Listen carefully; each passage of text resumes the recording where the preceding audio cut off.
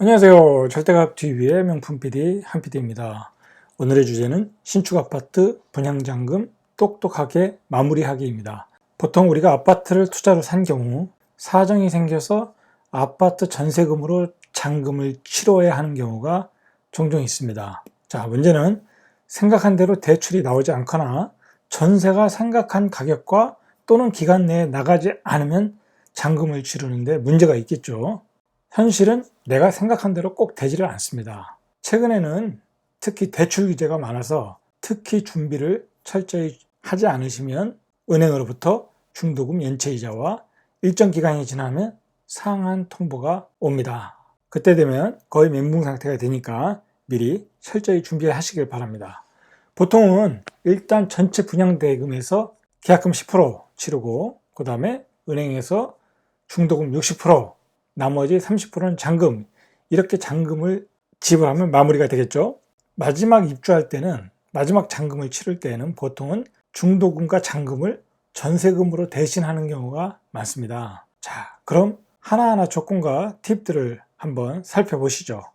과연 어떻게 하면 똑똑하게 잔금을 마무리할 수 있는지. 일단 분양받은 분은 입주하는 아파트 전세 시장을 파악을 해야 합니다.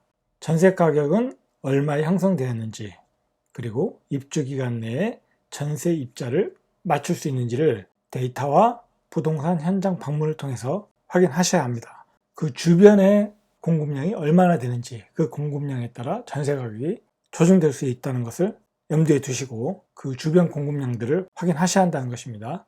그 전세 가격에 대한 예측이 먼저 되어야 잔금 플랜을 정확하게 세울 수 있습니다. 그냥 넉넉히 그냥 기다리시면 나중에 자기가 생각한 전세금이 안 나와서 마지막에 크게 낭패를 보실 수가 있습니다. 그리고 일단 잔금을 보통 잔금 대출로 해결을 하는데 지금 조정지구에서는 40%, 비조정지구에서는 60%가 가능합니다. 최근에 대출 규제로 잔금 대출 총량이 작게 책정을 하여 보통 잔금 대출이 조기에 마감되는 경우가 많습니다. 최근에 그 이야기는 전세가 안 들어오면 나중에 내가 잔금 대출을 신청해서 시행사에다 잔금을 마무리해야 되는데 나중에 늦게 잔금 대출을 신청하다 보면 그 잔금 대출이 다 조기에 마감이 되는 게 요즘의 상황입니다. 그런 사태를 막기 위해서 일단 사전점검이 시작되면 잔금 대출을 시작합니다. 그럼 무조건 잔금 대출을 신청을 하십시오. 그리고 입주 기간 내에 전세입자를 맞추십시오. 그렇게 해서 전세입자가 맞춰지면 전세금으로 잔금을 치르면 되는 것이고, 못 맞추면 그 신청한 잔금 대출을 받아 기간 내에 중도금 및 잔금을 상환하시면 되는 겁니다. 그리고 그렇게 중도금과 잔금을 지불한 후에 전세를 나중에 맞추시고 그 전세금으로 대출받은 금액을 중도 상환하면 되겠죠. 물론 중도 상환 수수료가 얼마 나가겠죠. 문제는 이렇게 안 됐을 경우가 문제인데 전세입자를 맞추다 못 맞춰서 잔금 대출을 받으려고 하면 그때는 이미 잔금 대출이 소진돼서 당황한 경우가 있습니다. 이때는 바로 담보 대출로 받으시면 됩니다. 비조정 지역에서는 60%가 가능합니다. 담보 대출입니다. 담보 대출은 주로 대출 상담사들이 취급을 한다고 보시면 됩니다. 대출 상담사들은 공인중개사에서 물어보시면 어디 은행 대출 상담사 소개해달라 하고 물어보시면 공인중개사에서 전화번호를 알려줍니다. 그분들을 통해서 담보 대출을 받으시면 됩니다. 그러나 가능하면 이왕이면 잔금 대출을 받으시는 게 좋습니다. 담보 대출로 넘어가면 금리가 다소 올라갑니다. 중요한 것은 최근에 대출 총량제 DSR이라는 것이 있어서 대출 금액이 제한이 될 수 있습니다. 일단 대출 금액을 정할 때 은행에서 해당 아파트 기준 가격을 정합니다. 이 아파트의 거래 가격은 얼마다 하고 그 거래 가격을 가지고 기준 가격을 정하는 것이죠. 그래서 그 기준가액의 60% 정도를 대출을 해주는데 기존에 대출이 많은 분들은 생각한 만큼 대출 금액이 안 나오는 경우가 최근에 많습니다.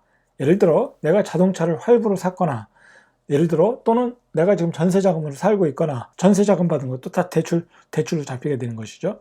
그 다음에 마이너스 통장이 있거나 모두가 대출 총량으로 잡아서 생각보다 안 나오는 경우가 많습니다.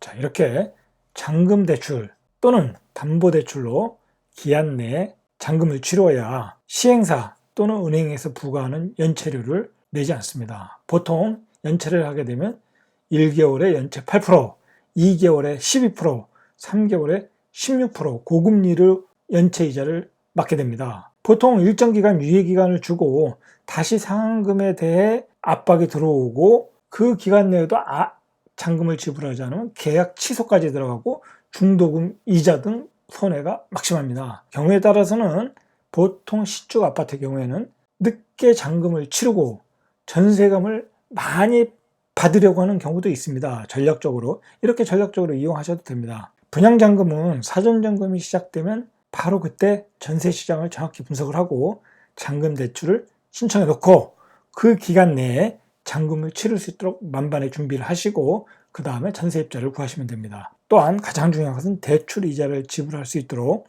충분한 현금을 통장에 가지고 있어야 된다는 것입니다. 그것도 잊지 마시길 바랍니다. 이상 절대값 튜브의 명품 PD 한 PD였습니다.